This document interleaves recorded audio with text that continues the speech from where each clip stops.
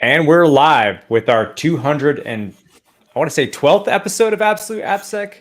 I'm Ken Johnson at CK Tricky on Twitter, joined by my co-host Seth Law at Seth Law on Twitter. Seth, say hi. Hey everyone, welcome back to another episode. Super excited to be here. We were chatting with Evan before the show. Turns out he was our second guest ever, Ken. That's awesome. Kind of spaced him and Jerry, early supporters of the podcast. But it has been a couple of years since we've talked to Evan, and so we wanted to catch up. Before we get into that, though, a couple of housekeeping items. Number one, there are still slots available for DEF CON trainings in Vegas. Please consider us if you're going to be there. We had quite a crew last time, and it looks like we'll have quite a crew again this time as we do secure code review. We'll post the links up shortly. On top of that, there is going to be another opportunity to do the trainings in Bellevue in Seattle, November 1st and 2nd, also associated with DEF CON. DEF CON is trying to do more trainings across the country and world, and we've been invited to train there as well. So if you can't make DEF CON, the conference during the summer, look for us. That's the rescheduled trainings from earlier this year in Seattle and Bellevue, November 1st and 2nd. So we'll post both those links up here shortly. In addition, one more thing, right? Like I've got a laundry list in front of me here. We will be hosting an Absolute AppSec happy hour. I guess we should say that Dry Run and Red Point will be hosting an Absolute AppSec happy hour during DEF CON August 10th at O'Shea's in Vegas, right? So very near the conference center. It's the night before the official DEF CON kicks off. I think DEF CON 101 is going. But if you would like to attend, please jump into Slack and DM Ken or I. We'll get you all of the details. We'll probably post more about it on social media and have a sign up here shortly, but we're just knocking that all down. Or we're locking it all down, I should say. I think that is everything to kick us off for today. Ken, anything else that I've forgotten? No, not at all. I think we're, I was just thinking like, man, it's going to be like 5 days in Vegas. And then 2 weeks later, I'll be back out there. I got something going on out there and it'll be for like another 5 days. And I'm just like, man, that's too much Vegas. That's way too much Vegas. It's like almost half a month in Vegas. Anyways, too much, but yeah. So we've got Evan on today. Man, I didn't realize you were the second. I knew you were early, but I didn't realize it was the second guest. That's surely nothing in your life has happened since then. No changes at all. I'm sure. Yeah, I think it was like 2019. It's been a while. Yeah, you were heavy at Cloudflare at that point. Which, yeah, I mean, we kind of got cut off because of my internet connection issues, but we were getting into it, and like I'm curious, what kind of, because you were a big part of that team and you were there for a while, and but you decided to start your new company, RunReveal, and yeah, just curious, what kind of got you headed in that direction. And I know you've been having a good time. Like a startup is super fun. But yeah, besides it being, super fun, there's a lot of stuff that comes with it. And so it's always a big decision. So yeah, just curious how you made that decision. Yeah. I've always kind of wanted to, and start my own company, and having worked at Cloudflare and working at Segment, and I worked at LastPass way back in the day. When I first graduated from college and they were really small, I always kind of wanted to build my own company as well. And then the other thing you need is the drive, and then you need a co-founder. And the timing just happened to work out really, really well with my co-founder that I have, Alan Braithwaite, who he was earlier at Cloudflare around 2014, not super early, but they're pre-100 people roughly. And then he ended up at Segment at the same time I did, and he worked there for about 6 or so years.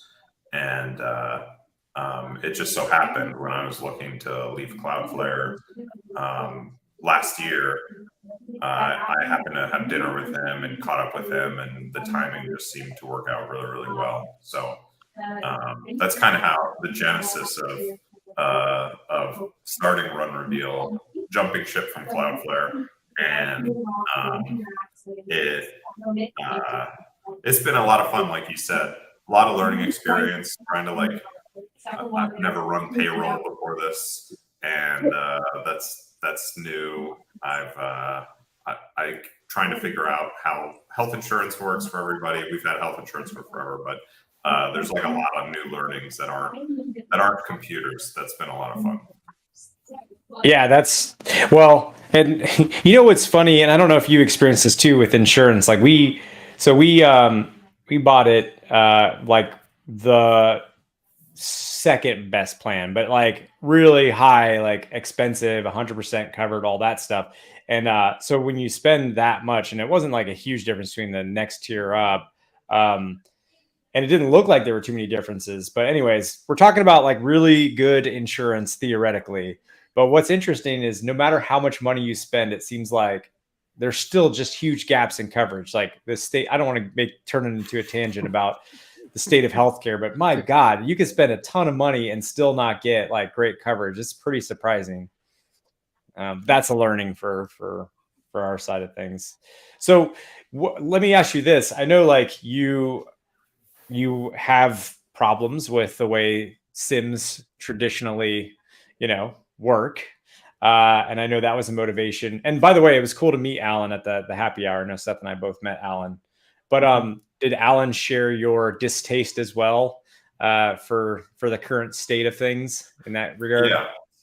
So Alan, super hardcore data engineer over the past many, many years of his career, hacker at heart. So he kind of knew that this was a space that existed in security, and he kind of looked at like the pricing pages of some of the existing vendors, and we talked to customers, and CISOs and customers are more than happy to like break out their big budget spreadsheet and show you exactly how much money they're spending on Splunk or whatever, and then they'll tell you exactly how much they don't like it, and then we say, how much data are you ingesting?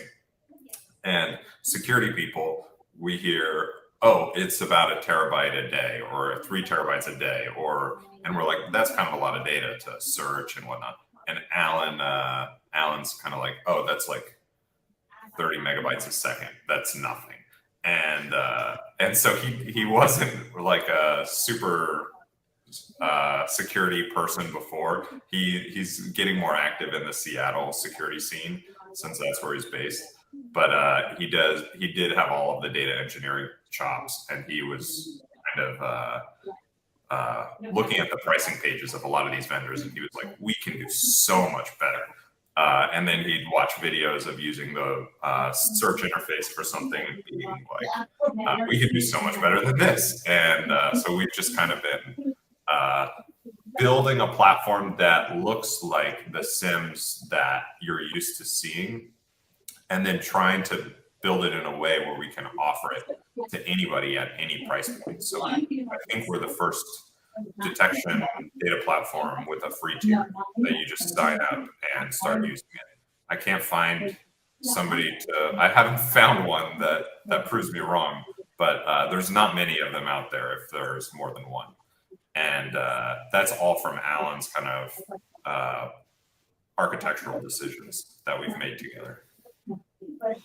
Yeah, I'm sure the pricing has to do with the amount of money they spend on like marketing and things like that. It's pretty ludicrous, and the Splunk conferences and fun stuff like that. Not to crap on Splunk or anything. I mean, I've used it; it's fine, but yeah, it's pretty.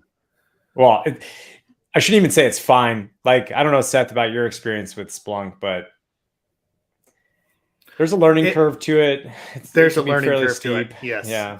Yep. That's one of the biggest complaints. I mean, that's one of the interesting things, Evan, at RunReveal, like just looking through the demos and stuff that you guys have posted online and the videos that I'm super excited about is the ability to just query it like you would a database and having the LLM behind it. I'm like, oh man, this is a game changer for monitoring in general, right? Like like having to build those Splunk rules out or use, what is it, Graylog or some of the others, and trying to get the data back out that's going on from, hey, I'm focused around a person rather than a device. It's so difficult to do from a monitoring perspective, at least now, like with the current infrastructure. So I'm interested to see how that progresses and what the customer journeys look like. Sounds like you are, in an open beta right now, correct? I think that was just announced this week. Yeah, yesterday we announced that we are in open beta, and so anybody can just sign up and start sending data to RunReveal and querying their data, hooking it up to Grafana to make visualizations. We've tried to give you a baseline set of alerts for the few kind of log formats that we support. Right now it's CloudTrail logs, GCP logs, G Suite logs, and then ALB logs. And we're trying to expand to kind of in a way where as we support more log sources, we give you a bunch of visualizations and alerts that are really good that we like as we support more tools. So yeah, you can just sign up, start querying your logs, make visualizations out of it. We give you a bunch out of the box. And yeah, it is really nice. I find myself using it, just like running the logs command and saying, show me the last 10 logs, or show me what Michael did today. And it's nice. Well, I mean, honestly, like on a daily, anybody who listens to the podcast knows that like my big like logging, auditing, Crocs and Socks, like the basics of security, right? Like, and it's the one that we consistently fall down on, right? Like whatever the afterthought is of, hey, I've got functionality there, but oh yeah, we don't need to worry about logging until after the fact, right? Until we've launched, right? Whatever it is. And from a just monitoring, usability, support perspective, without those, the companies run blind, right? I mean, even yesterday I was doing a threat model with a company, and that was the huge sticking point was, I'm like, okay, all right, so how do you know that this user is trying to steal data? And they're like, we don't, right? Like, just like, what do you want to do with this, right? Like, there's a reason why it's there's a reason I get excited about it, right? To actually see something that works. So yeah, we're gonna have to go in and play with it some more. Did they say why did they, was it just like they tried a logging solution and it didn't work, or they just were like, we just got too many priorities that didn't like fall under that? Or it was more of we have the functionality that we built in, and then we've got these clients that are logging into the admin interfaces, like, they've got a customer, whatever, that customer forms, customers give them data, the clients log in, can actually see the data. I don't want to go into too many details. Right. But basically, when the clients log into this admin portal, they just have access to all the data, right? And I'm like, okay. They're like, well, we could probably tell you who did it. I'm like, okay, but do you know what they accessed? Well, we know that they were in there, right? Like, that was about it. Like, part of it is just the application logging that they have is piss poor, right? Like, the solution that they've got in place is basically, we shuttle things into 5 different locations, don't really aggregate, and we just go look when there's a problem, right? That's and it's a pretty common thing when you run into some of these startups that they just don't think it all the way through. Yeah, I mean, Evan, are you running into that with people that are implementing it? Is it the first solution that they are going with, or you're seeing more of the switches from, say, a Splunk? Yeah, so we're trying to get in with a lot of smaller companies for now to get really good feedback and rapid feedback, because selling a tool like that to big companies, it's just slow going, and we'll have to do it. But to really improve the product, we're mostly focusing on people who have zero detection today, or have maybe one security engineer, or maybe they have a CTO who cares a lot about security.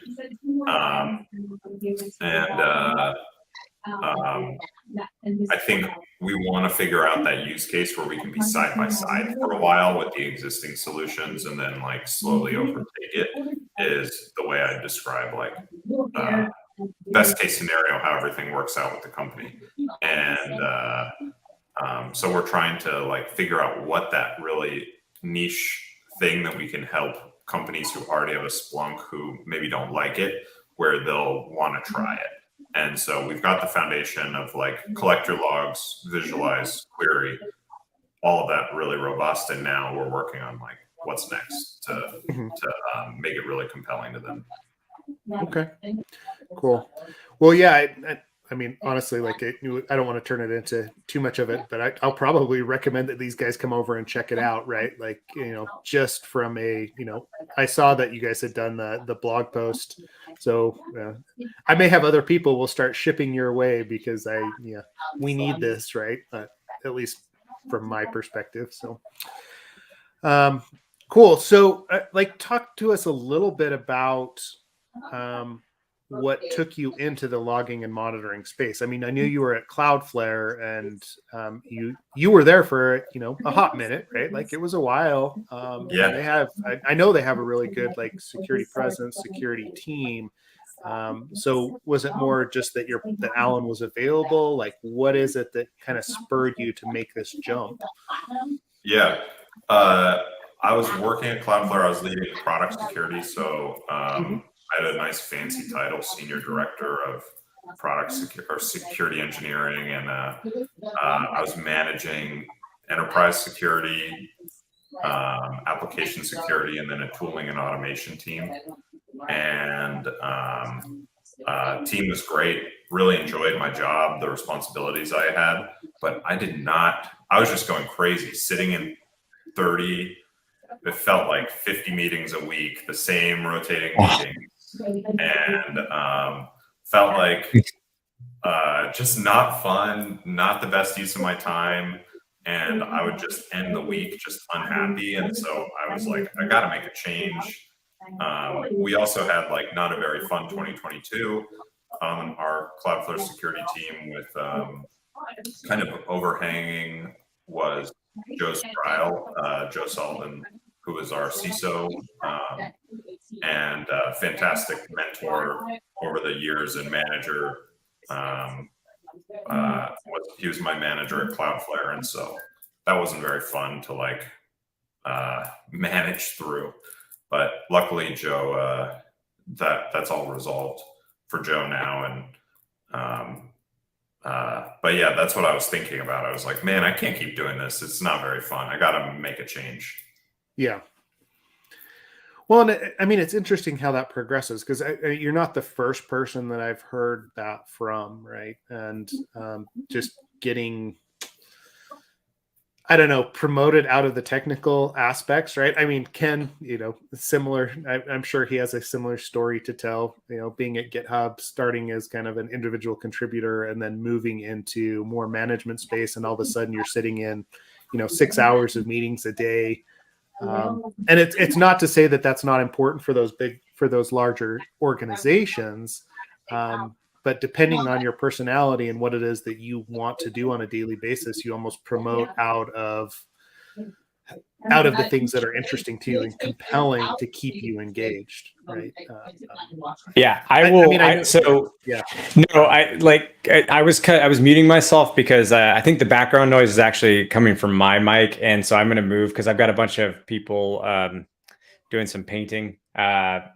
Anyways, so I'll move to a different room here in a sec, but I was like furiously shaking my head, nodding. I'm like, dude, that sounds exact. I mean, I love GitHub and I really loved the people I worked with, but I have to say towards the end of my time there, my entire week was spent, just like on meetings, and which is something, as a founder, that I'm being very conscious of, is making sure that we, as obviously it's easy right now, but as we grow, I don't want to become meeting heavy at all. I think the original way when I started at GitHub, where it was asynchronous written communication, and then only like kind of pinging if you on a Zoom or whatever, if like it's, requires collaborative kind of make some decisions together kind of stuff, like, stuff that's a little bit more, it's hard. It's not even hard to write out. It's just, it doesn't make sense. There are times where you realize that doesn't make sense, but on the whole, a lot of meetings, getting to the end of the day, to the end of the week, exhausted, unfulfilled.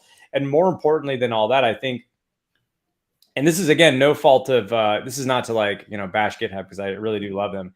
What I would say though is it becomes harder and harder as the organization grows. Like when Microsoft acquired GitHub, they grew it by a significant amount. And one thing that becomes hard is to like do anything. So we were trying to improve our SDLC and shift left with security reviews and all kinds of fun stuff like that. And what you find out is like, man, when an org becomes that huge, there's a lot of interested parties. It's hard to make any decisions. People don't like the decisions that get made. And you get stuck in this unfortunate situation where it basically is almost impossible to innovate in some regard. Or at least it takes years longer than it should. And by the time you've innovated, it's like, it's not innovative anymore. So, in any case, I'm just shaking my head, nodding along like, yeah, man, I feel that. And the startup, when you said it was fun when we were talking offline, I'm like, yeah, dude, that's like the fun part of this, is that it's not easy. Of course, it's not supposed to be, but at the same time, and there's risk involved, but at the same time, like, you get to work on something you believe in, and you're in control of that. And you get to hear from people and they tell you what their problems are. And you're like, oh, I think I can solve your problem. That's a really inspiring thing. Anyway, so Seth, when Evan was saying that, I was just so many things like, yeah, I just totally feel. I would just echo what you said. Like, I'm not saying any of this to bash Cloudflare.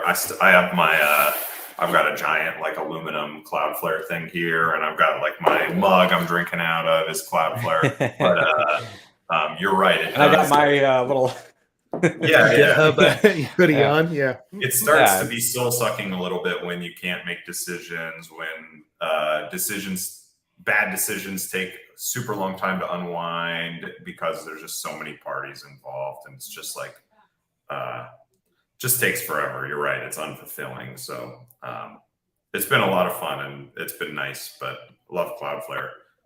Still holding my Cloudflare stock and haven't sold yet. So yeah, it's just a nature. Yeah, it's just the nature of larger organizations. Not to interrupt you, Seth, but I was just going to say it's the nature of larger organizations. It's just what happens, and it's like getting back to your roots, or being able to like. So, I mean, I don't know if you guys. I guess I'll ask. I'm sure you've experienced this when we started off a dry run, and like it's July. Pretty much March is when we fully staffed up and all of that, and so that's not that long ago. But in the early days, we had this idea of what we're going to build and all of that. And as you talk to people, you're like, oh, so you don't want that. You actually need these other things. And I think that that's kind of also a fun part, is getting someone to say, this is what I really need. This is really what I really want, but this is also what I really need. And then saying like, you know what, maybe I'm not going to hit the mark in the right way. And then tuning that for them. And then, of course, making sure that it's going to be the same for other customers. You can't just build for one person or one entity. But in any case, it's nice to be able to take an idea, but pivot off of that and be flexible. Whereas I feel like, to what we were just talking about, making changes after doing a little discovery, maybe what you thought you were going to do doesn't make a lot of sense. When you decide to make that shift in a large organization, now you need to notify a whole bunch of people. There's a whole bunch of writing that goes on. There's probably some Zooms. There's going to be some like sign-offs, thumbs up on this new direction. And it's just so hard to be nimble. And I know we're talking about a topic that books have been written upon and many, many other podcasts have talked about, but it's still a real thing that's soul-sucking to a degree, or at least doesn't make it very enjoyable. But yeah. I'd say it's freeing getting to. I also found at Cloudflare when I started working with some startups and like advising, and that also got my juices flowing where I really wanted to do something else. And so it's both freeing when you go and do that for yourself, but it can also be a little relief working with smaller companies where you can at least see people be really nimble and get you excited again. At Cloudflare, we would work with some smaller vendors and whatnot, where we could really impact the direction of the product and stuff like that, and that was a lot of fun because it was like very mutually beneficial in all of those cases. And but yeah, it does not to stay on the topic, but does it's a lot of fun just working in a Discord with a bunch of your friends who are building stuff and you're shipping and you're like monitoring Grafana and watching the numbers all day, and it's a lot of fun. Mm-hmm. I noticed Seth talked about. I'm going to switch to. By the way, I'm going to switch positions to my basement here in a second. Go to another desk, but okay. So you'll see me go offline. But while I'm doing that, can you tell? I know Seth, you mentioned an LLM bit to this piece. Did I hear that right? And I'm curious how you're integrating, or like how you're using that. Yeah. There's a slim chance that I could actually present my screen and it works. But the idea is, I'll give it a try in a second after I explain. But we didn't put in much work to this, but it's been fantastically helpful and kind of interesting. We support querying your logs with SQL. So you send us all your logs and we index them and make them searchable with SQL, exactly how you'd expect it to. But then a lot of people I've talked to over the years say, we don't want to use SQL. That's like not fun. Also, you have to learn SQL, and then there's joins and all this stuff. And so we made it so we generate SQL based on what you write into an LLM. So you run RunReveal logs, and then you can say like, show me one log, show me what Michael's done today. And you do a little \A at the end of it to say, generate this query with AI.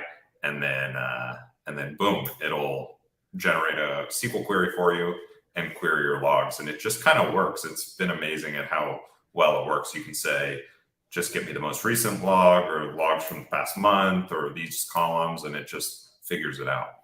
Okay.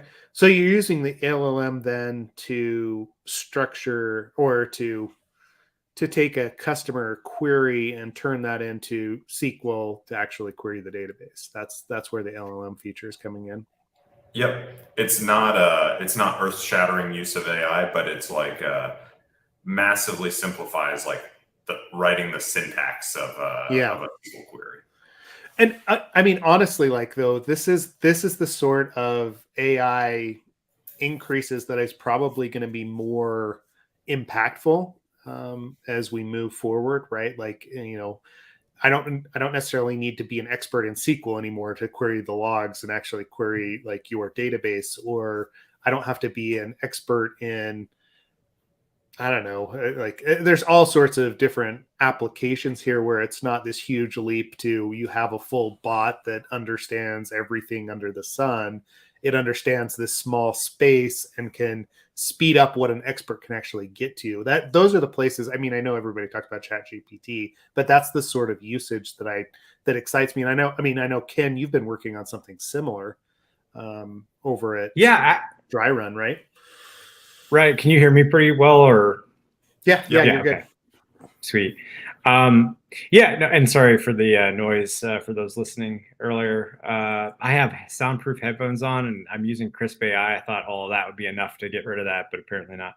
Anyways, so this is the interesting thing. I almost posted about this, but then I realized I'd have to respond to people on Twitter and I didn't have time for it. But so I didn't. But I was gonna say, like, I'm actually surprised at well, I guess I shouldn't say surprised, but there is a lot of cynicism, and I think around, you know, LLMs and AI more than I guess I expected.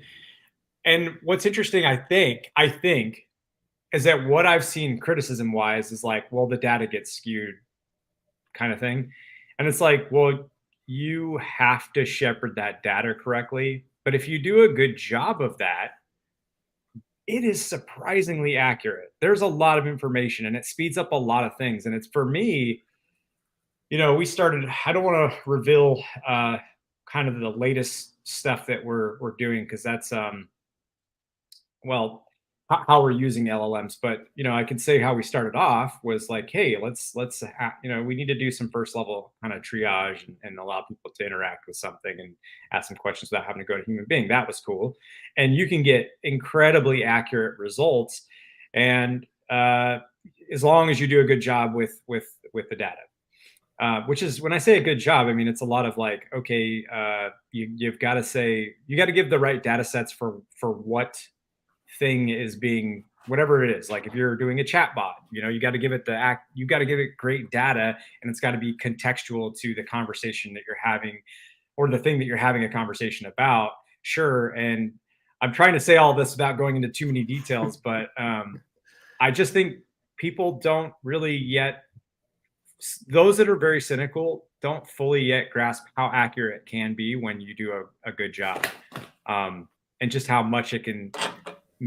Specifically for us, like there's a lot of code we don't have to write. I don't know if I said that right. There's a lot of code we no longer have to write or worry about writing because of how agnostic LLM with good data can be, and how many questions it can essentially answer. So anyways, that's been my take. Like, I don't know if you feel the same way, Evan, but I don't know. I just think the cynicism is a little like, hey, you should actually try this and actually like dig in before you shut it down and say it's it's not any good or whatever. I think security people are really cynical about AI because there's just been a lot of vendors who've overpromised what the AI will do, and you're probably more AI forward having worked at GitHub. I have Copilot autocompletion in my Vim plugins, and it just works. It's amazing. And if you give it the right data and the right use case, you're right. It's super, super helpful. But if you promise to shove every log that you captured on your 3 terabytes of logs and generate 0 false positives and charge $1 million for your whatever vendor contract, then people aren't going to like you very much. So it really, like, you got to set the right expectation and then have the right use case for it. I agree. That's actually, I didn't really think about the fact that, you do have to kind of set expectations, but yeah, shoving in just arbitrarily, because it is that thing of like, it's not like yes, more quality data is great, but not just more data in general. It's not wonderful. But yeah, I mean, I think that you're right too. I didn't really think about it, but that's probably what a lot of it is, like vendors having burned people by promising like things that just aren't possible. It's not magic. It feels somewhat magical, I will admit, but it just comes down to like proper prompts, proper data. Really, that's all it is. Well, I mean, in the space, the overreactions there are always I don't know about the two of you, but all the questions from my non-technical friends have been, so AI is going to, kick you out of a job. And I'm like, come on, right? Like, it's going to change my job. Like in ways like what RunReveal is doing, it's going to make my job easier. And as long as I feed the AI and I understand how to actually use it, right? Like, I fully expect people to be doing this in the pen testing space and other spaces as well, to actually make the experts more effective, as opposed to like, taking over or replacing those experts. That's not where AI is headed, at least in my opinion. But on the flip side, I'm with you. You need to go out and play with it and actually see what it can do, right? Just sticking your head in the sand as far as like, no, it'll never be able to help me. It's just not the way to go about it. Can I say that those of us that built, like, anybody that decided to like build a startup, and then a few months later, this came out, like ChatGPT being more public and AI being more powerful, and the GPT-4, private beta coming out, or private waitlist, whatever it is. Super lucky, man. Like, that is, I don't know about you, but that wasn't my intention. That's not, when I started off I'll just admit it, like that. I had no intentions of AI when we started. It was and using LLMs at all. That wasn't even in the cards. It wasn't even on the horizon. But we started the company, and then this amazing technology and technological leap happened to be released. So even though like economically it seems like obviously not the greatest time in the world, right? Like funding's hard, there's always these fears of recession and all that stuff. Obviously that part doesn't always sound like, or it doesn't feel great. Though it's temporary, and I'd argue for other reasons, which we don't have to get into, it's like a good time. But I think that's the most fortunate part of starting a company when at the time that you did, at the time I did, and Seth, you're still early on too, where you can still, meaning like in the product space side of things. I don't mean to like reveal your stuff, but I know you have a product. We're looking into it as well. Yes. Yeah. That's all. Yeah. So I don't know. It's cool. Very cool. You can't ignore it. That's for sure. If you weren't intending on doing it, you gotta kind of you got to take advantage of being a startup and being more nimble than everyone else, and see how can this help what I'm doing already. 100%. And the nimble part's the big part. Yeah. Well, and I'm interested, right? Like actually, so one of the things I've been thinking about is the fact that there's been this like AI village that's been at DEF CON for however many years at this point, right? Like, and a lot of it's been ML models and, other things. They've talked about LLMs. It's going to be interesting to see how popular that village is this year with the rise of ChatGPT and people realizing that, oh crap, like we have to like we're having this discussion now, we need to understand how this can help or what the effects are of this. I mean, as a consulting company, I've had people asking, okay, how do you actually, pen test or fuzz LLMs, right? Like, what sort of risks and threats are involved with providing this data to an LLM and, prompt injection and all the kind of, possible attacks that are out there, because it's a new space that we haven't necessarily thought through, or it's not as mature as the other technologies that we're dealing with. And so, right, it'll be, I'm just interested to see what that AI village looks like, right? As opposed to AppSec village and some of the others that, the spaces are a little bit more mature. I don't know. Have you guys dealt with anything? Have you heard, I know there's been online articles and things like that, but have you heard anybody really speaking in that space or giving, further? Yeah, I don't know. The only thing I saw, well, I've seen Rahul Zade's, my coworker at GitHub, which I posted and can repost. He has a GitHub repo with a collection of all the different security research that's going on, from prompt injection to a bunch of the other stuff that's all there. So that's cool. I also saw Hidden Layers product at RSA, which supposedly helps keep data. I mean, it was a little nebulous. It was sort of like, well, we keep the data clean and secure kind of thing for, it's a 2-minute pitch. How much can you really go into? So I don't really know. I have some theories on how that kind of works with the data sets and all of that, though I don't know about you, Evan, but my feeling is, and Seth, but it feels like there are obviously a lot, like I'm going to maybe go back a little bit here. Like there's obviously a lot you can do with prompts and with data sets to sort of shape things correctly. OpenAI, if you look at their API reference, it goes into like how to do advanced fine tuning. So there's fine tuning you can do, but once you've fine tuned, it's a black box. Like I mean, good luck. I don't even know how I think that's the crux of it, right? You really can't debug. It really is a black box once it starts, evaluating that data. Am I wrong there, or do you guys have different thoughts there? No, that sounds right. It's especially hard when it's not your data that went into the model and it's not your model. That's just true. Black box testing. Yep. Which you all should be really good at. Well, I mean, honestly, it's super fun, right? Like it's super interesting from a fuzz perspective, right? Like what is the data that I can send to it? What can I ask? Right. Like I think everybody's seen that with prompt injection. Like, oh, if you were designing an LLM with the same rules or with rules similar to yours, how would you do that? Like, what were the rules that you'd give it? And it'd spit out like all the rules that were used to build that LLM and like the different edge cases and how they're able to respond to things. But there's so much more that's there, right? Like at the end of the day, it's an application that's running, that's taking user input and spitting out some sort of output, right? Like, and it's a computer.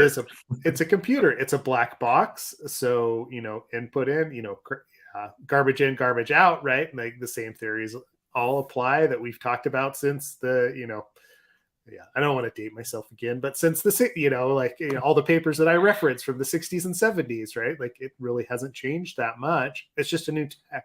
It's a new tech. And yeah, I mean, it'd be interesting, Evan, to start pushing to monitor some of that and just to see what people are asking. It's just a treasure trove of interesting data. It's exciting to watch. Yeah. There are certain, like I'm looking at this platform right now. I've been looking at a few platforms that are basically like proxies that sit between you and whoever you're, like it could be, I'll just use OpenAI since we've been talking about them. It could be OpenAI. It could actually be any other big provider. But they sit between you and those folks and help, just like I said, wrap a nice UI around everything. But they also they have some level of security, right? So you can redact, mask, replace sort of these secure or these values that like you may not want in the data sets. That's the most I've seen. Some of those values are like everywhere from the stuff you'd expect, like social security numbers and IDs and all of that, to like DEA numbers and medical record numbers and ICD-10 classification codes for diseases and stuff like that. So there is a notion of built into some of these proxy providers, or I call them proxy. I don't know if that's the right term. I don't even know if there is a term for them yet, but that's what I've seen. That's the only kind of like security I've seen around it. To go back to your original question. This is a funny tangent. I saw somebody, a Washington beat reporter for the football team, the Washington football team, which was a much better name than the Commanders. And he was staying in a hotel and he heard an alarm. So he called the front desk and he was clearly, he started talking to the front desk over chat because they had an app in the Hilton app or whatever. And I don't know if it was Hilton. I can't remember at this point, but he was talking through the app to the front desk. And he says, I hear an alarm. What's going on upstairs? And the app says, you hear an alarm? Well, it must be a fire alarm because it was an AI chatbot that he was talking to. And he said, is the hotel on fire? Do I need to get out of here? I don't hear any fire alarms. And it says, well, if you hear an alarm, it must be a fire alarm. You should leave the building. And so you can't just throw AI at every problem. You have to be smart with it. But especially if you don't understand all of the ways that it might be used. I could see the medical records and whatnot blocking and DLP-like features being used specifically for like chatbots at your Solus insurance company. Yeah. So That's awesome. That's okay. I mean, they own that data anyway, right? So right, it should be fine. Don't worry about it, right? True. Yeah. Yeah. It's going to be interesting, right? Like, but I do, again, to go back to what you're doing with it, like chomping it off bit by bit, using it in for very specific applications. That's where I see it actually helping out more than hurting. The open-ended, Chat GPT, OpenAI, that's getting a little bit more flexible, but you're going to get out of it kind of what you put into it. I don't know. Yeah. I mean, that's kind of been my experience with it up to this point, right? Copilot has been super helpful from hey, how do I do this? Like, build me this function, build me this class struct, whatever it is, speeds up programming I'm good on that end, but it does. I don't know where I'm going with this, right? Outside of it's just interesting, right? Like it's, I don't think there's it's one of it's just another technology to have in our quiver, and for people to use, they shouldn't be afraid of it, right? Yeah. Well, on another note, I did want to get into your PLG, your product-led growth, Evan. And no, actually, I was just curious about like who's your like buyer, because that's something I get asked all the time. Like, who's your primary buyer? And I'm like, people that will spend money on products. That's my primary. No. We a little bit better of a. Thanks to James, we have a little bit better of a response for that. But it is purely James's doing there. But I'm curious what who's your primary buyer? Like who do you envision sort of not just using the product, but like bringing it into the fold? Is it purely security people? Is it a mix of groups? I'm hoping that we have a good mix of small security teams and then companies that don't have a security team at all. We want to kind of we don't really want to focus on selling to the big enterprises at first. So we're trying to kind of PLG like. I wouldn't say what we're doing is product-led growth, but we want to be able to have a really good product that small teams feel like they're getting value out of, and maybe one single security engineer or CTO who cares a lot about security, and then those kind of free users or low-cost users do a lot of the quality testing. They find bugs. They give you great feature ideas. They make it so your distribution of the product is really sound, because you don't want to be in the background like with ropes and paper clips trying to tie something together for enterprise customers every time you sign someone up. And then over time, we want to move into the move up market into the higher end kind of SIM kind of stuff. So first buyer, to answer your question, first buyers kind of small teams, roughly less than 500 people at the company, where they have a kind of still not super mature security program. And then I did that tangent because it's not like super product-led growth. I don't really think that product-led growth purely would work in security. You kind of need the enterprise sales thing going at the same time. Yeah, that can be a tough one too. And you kind of hinted at it, but that is a challenge, is like the things that an enterprise may need and the things you might have to build specifically for them or tweak specifically for them for that contract can be fairly difficult and onerous, especially for a small development team. So like, I've thought about that too. It's like, well, at what point does that become feasible? I just, in my head, seem to defer things to Series A. Series A is always the answer. But, hey, you got to get out of seat. So that's a future us problem. Exactly. Future us problem, yes.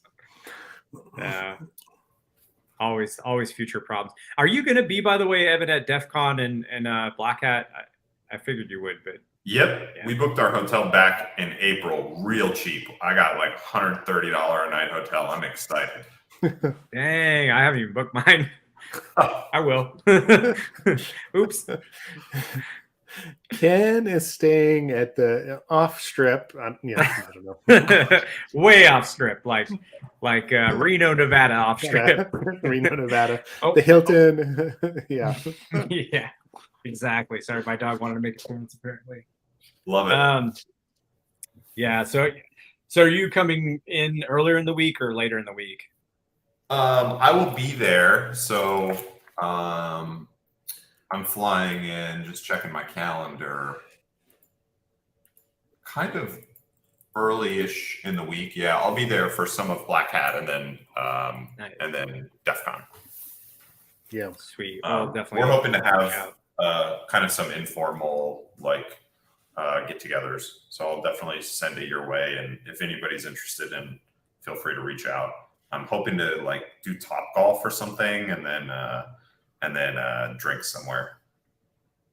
Oh, that'd be a fun one. We'll put your Twitter handle on here so people can either follow you to get updates on that or DM you or whatever. Also, like if you tell us, we can put it in our Slack too, so people know that they can reach out and all that stuff. Just because it's always nice when someone's on the podcast to have a place that you can actually meet them at. So, and yeah, are you?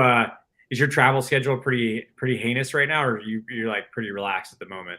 It was last month, but I'm pretty relaxed right now. Last month, my co-founder got married, and then we went to another wedding, and so not work related at all. And we actually spent a week in Richmond, Virginia for work. AppSec was going on at the same time that we had hired somebody in Richmond, so it was a blast in Richmond for the week. But besides that, just like personal travel, and my co-founder got married. That was, I guess. Well, congratulations to your co-founder. Alan. Yeah, congrats, Alan. That's awesome. Well, since you brought up Virginia, it was funny. Like, I don't know when it was, probably a few years back. I'm at the local gym, like 8 minutes, or no, it's like 4 minutes from my house, 4 or 5 minutes from my house. I'm at a gym. You don't know that we're at, people listening, if you wouldn't know where I live, you wouldn't even, if you heard the town, you'd be like, I have no idea where that's at. Small, right? I'm in the locker room. I'm putting my stuff away. Boom, there's Evan. I'm like, what is happening right now? This makes no sense. Like, I'm like, no, this isn't real. And then, I lived in San Francisco at the time. Yeah, and you live in San Francisco. I'm like, this. You ever had one of those moments where you're just like, my brain's breaking. This doesn't make sense. I was so flustered, I called you Seth. I don't even remember that. That's funny. That's awesome. It's just weird to be in a locker room and like middle of nowhere, out of context. America. Yeah, and then you're just like, oh, there's Evan. Super strange, but yeah. Shout out to Lifetime. I don't know what you call it. Lifetime gyms. You're gonna get mobbed from all your listeners now. Yeah. Nah. Yeah. At the gym. No, at the gym. Yeah, it should be super fun. In nowhere, America. Yeah. No, it's really a small town, so it's kind of funny. It was weird, but so yeah, Richmond. Do you come back to Virginia much now? Not really. Yeah, I'm here in Austin and moved from San Francisco, and I try to go once in a while to see people, but for the most part, no. Nice. I'm flying out to Austin on Friday. Doing jiu-jitsu competition and during the weekend, and then working, because like 3/4 of our company are based out of Austin right now. So I'm like the only, everybody else. And we've got, some folks that are outside of Austin, sure, but they're still all West Coast kind of, or whatever you would consider that, like middle America. I don't know, whatever. So anyways, yeah, I'll be out there. It's the thing I've heard though about Austin right now is that it's super, super hot and not like desirable to be there at all. Yes. With the weather. It's like 100 degrees every day. It's terrible right now. What's the move like between San Francisco and Austin? What's that been like for you? It's weird because I was working from home for like a year and a half when I moved to Austin.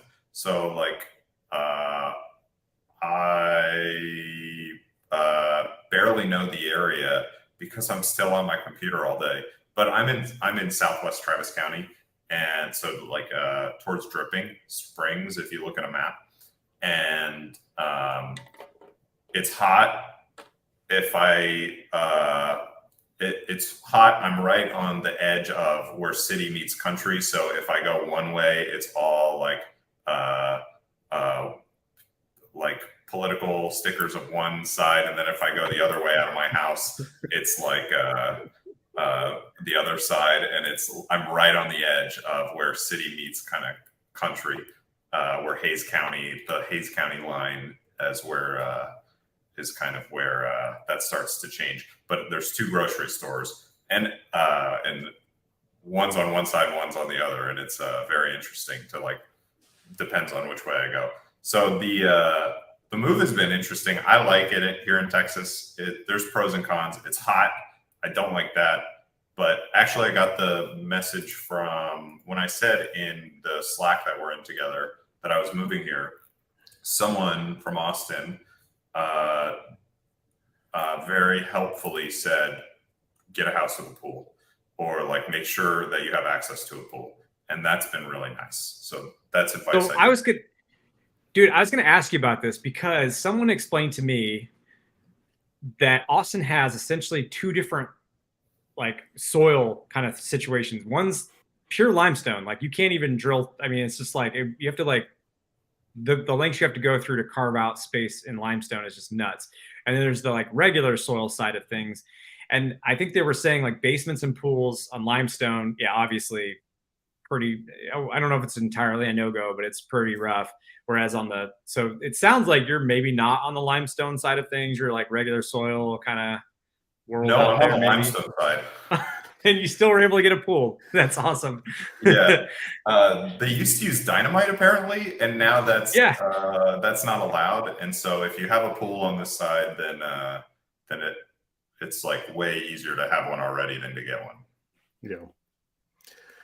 And this is why you listen to the podcast, is the geography lessons and the soil sciences from Ken, right? Yeah. Hey, the important stuff. Yeah. The important stuff. Yep. You're right though. That is a thing. Like it's something that I've learned since coming here. It's like, oh, there's some structural engineer also told me we don't get many foundation issues out towards this area because it's all on limestone, and so it doesn't move as much. And I'll tell you, like from a recruiting standpoint, you're in a great place. Like the tech talent out there is unbelievable. I mean, I went to DevOps Days Austin, I don't know how long ago, a couple months ago. Man, that was really talented engineers, really, really awesome people.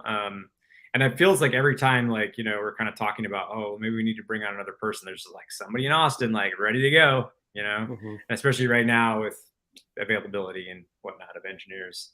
So I feel like I feel like you're in a good spot there too, just for straight up loading up your team. Yeah, a lot of places have like secondary headquarters here, and I would say a lot of people are also like in that boat that we were describing earlier, where they just like are sick of what they're doing, and so there's a lot of people out here in Austin who are a lot of talent. Tons of it. That's good. Yeah. I mean, with everything that's gone on, like Ken said, right, it's not super surprising, but I do know that's. Yeah. I mean, I've heard of a lot of companies that have, with COVID and everything and the pandemic, it feels like a lot of people did leave some of those bigger cities, right, for Austin or other places. So the engineering talent pool has changed in various places. So sweet. Let's see. Well, we've been going for an hour. I want to be cognizant of your time, Evan. The fact that you've given us an hour of your time as a founder, right? Like trying to get everything built. We know how that can be. Sounds like people can see you at DEF CON. They can find you on Twitter. Is there anything else that you would like to add before we go ahead and close things out today? And your Twitter account, I'll put that up while you guys are talking. Yeah, I'm at EJCX_. I'm just appreciative that you all had me on, and timing worked out well too, because we planned to do our open beta yesterday, and so exclusive interview after with Absolute AppSec. It's awesome. There you go. Yes, that you guys had me. No, it's great. And if you are interested, again, we posted the link to the site there. And the open beta blog post. I would encourage anybody to reach out if you're having issues with logging, monitoring, you want to, try it out. I'm going to have some other people come along. So hopefully I'll see you guys in Vegas. Yeah, definitely. We'll send you an invite to the Absolute AppSec happy hour as well. I know we saw you at the last one, if I'm remembering right. We will. Yeah, we'll chat more then, right? We'll have other people there as well. Yeah, this link's all screwed up, but yeah. Anyways, it's on Twitter. It's EJCX_. Again, that's EJCX_. So reach out to him if you want to chat, talk, ask questions about whatever. Yeah, thanks, Evan. Dude, I'm going to really try to meet up with you again. I appreciate you all coming out to our Absolute AppSec happy hour as well. Seth, there is one other thing we didn't mention yet. But it's fine because it's a few months out. But LastCon, we will be at LastCon, and we'll be hosting a live edition State of the Absolute AppSec panel. So we will corral some speakers from the conference. If there's anybody speaking you would like for us to have on stage, please DM either Seth or I on our Absolute AppSec Slack, or you can DM us on Twitter. My DMs are open. I think Seth's are too. Yep. So yeah, just send those over. Take a look at the schedule and see what speakers are there. So anyways, just wanted to throw that out, guys. But yeah, Evan, dude, I'm really excited to see what you all do. And I mean, you're in a good space and you're at a good time, I think. And yeah, I think you're going to be successful. So I know everybody always says that, but likewise with Dry Run, we've got to do a joint dinner or something. Dry Run and RunReveal for security buyers here in Austin. There you go. Heck yeah, I love it. All right, thanks y'all. Cool. All right, thanks everyone. We'll talk to y'all next week. See you soon. See ya.